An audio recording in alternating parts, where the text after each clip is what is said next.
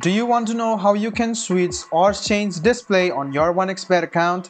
If yes, then this video is especially for you. Hello and welcome to TechTube. It's your host back again with yet another interesting tutorial video.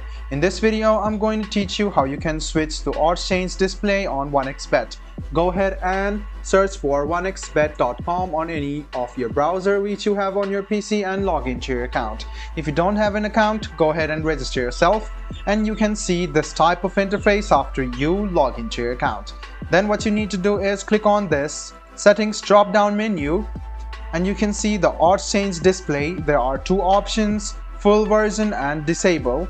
Right now it is turned to full version. Now to disable the odds change display, go ahead and click on disable and you can see that the odds change display has been switched to disable and the odds will be changed. You can see that this disables the changed odds indicator and this enhances the animated design and it will turn into the full version and you can see the odds change display on your OneXBet account.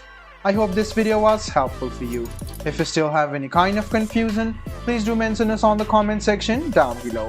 Like the video, subscribe to the channel and do hit the bell button for more. Hope to see you in the next video as well. Until then, goodbye, take care and make sure you enjoy.